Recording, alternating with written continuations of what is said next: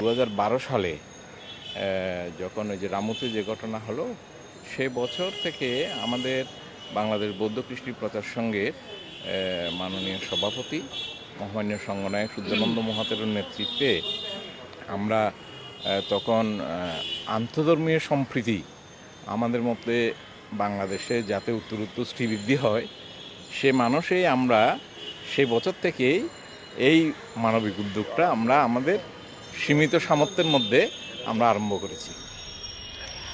আমরা যেটা করতেছি এটা একটা মানব সেবা। এই মানব সেবা কর্তব্যের আমরা অনেক খুশি, অনেক আনন্দ বোধ করি।